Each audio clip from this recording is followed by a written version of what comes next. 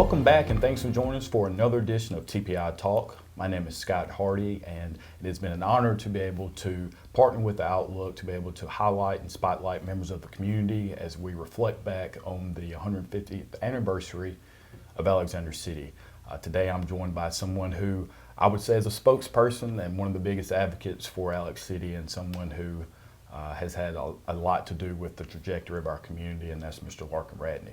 Larkin, thanks for joining us. Thank you, Scott. Yes, Appreciate sir. being here. So Larkin, first I'd just like to talk to you a little bit about, what your experience was like growing up in Elk City. Scott, it's all been good. I'll say growing up, I literally grew up and raised on Monroe Street, which is a block away from what used to be the old Russell Hotel. It's now Piggly Wiggly, so I basically grew up downtown.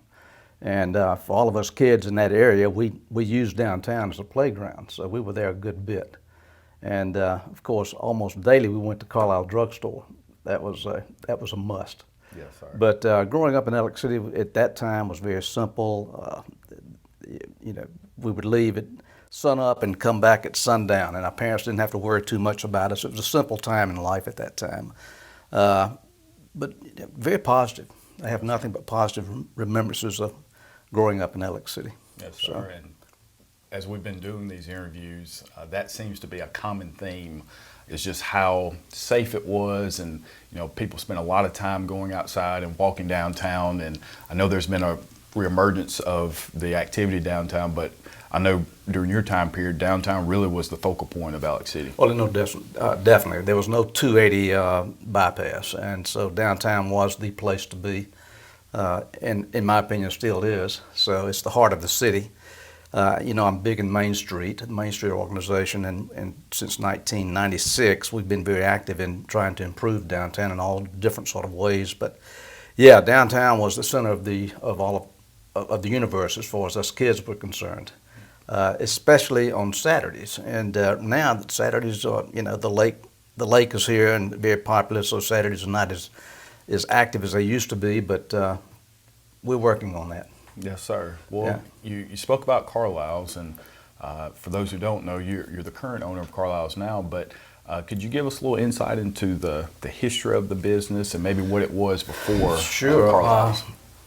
Kenny Riley and I actually own the building. We actually own 3 buildings there, from the railroad to the alley, what used to be City Hall.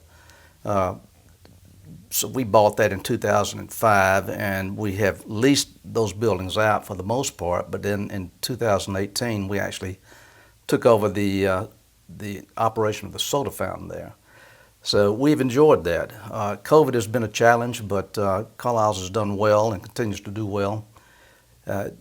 Carlisle's really, growing up and even later, was sort of the center point of downtown. If you came downtown, you went to Carlisle's.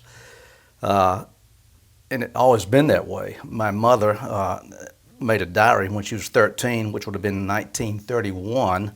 She had a diary through the summer, and every day she went to Carlisle's, and sometimes twice a day. And she always bragged on the limeades. So yes, sir. It's really funny. And my father, to give you some background on my experience with Carlisle's, my father, his first job at the age of 12 was a soda jerk behind the fountain. So that's sort of, I've got an emotional tie with Carlisle's drugstore. Yes, sir. And so we've really enjoyed owning it, and people come in and they seem to enjoy it. But Carlisle's was originally a wholesale retail store of some sort, and the first mayor of Alexander City, Ross Barton, actually owned it. And if you'll go on the train side of Carlisle's and look up at the print, you'll see Ross Barton's name, wholesale retail. He was the first mayor elected in 1972, and evidently before the fire, that building, which is now Carlisle's, was also not only a retail business, but also a bar. It had a saloon called the Happy Day Saloon. So full service. Yeah, full service. And so it's got quite a history, a unique history, like so many other buildings in downtown Elk City. But growing up, all of my friends, including my parents would always come to Carlisle's. So Yes, sir. And that, I think going to Carlisle is really for kids in this community is a rite of passage. You know, when you get to the middle school, that was something I always looked forward to, was when you got to the middle school, then you could walk over to Carlisle's in the afternoon once school was out. So, and I know that's something that continues today. oh, absolutely. The kids from the middle school come in every day. Of course, school's out now, and we miss them. So they come in around 3:30 and leave by 4:30. But it's exciting when they're there. So they enjoy it. We enjoy having them. Yes, sir. Well, you know, I grew up on South Central, which was, you know, kind of adjacent to the Coca-Cola bottling plant. And I don't really know much of the history behind it, though. It kind of shut down as I was getting older. Could you provide a little insight? Yeah. Let's go back to the beginning. The original Coca-Cola bottling plant was where the square is now, Okay. on Calhoun Street. And there was a warehouse in the back in that alley that they actually used to bottle the Coca-Colas. And my grandfather and his brother owned it.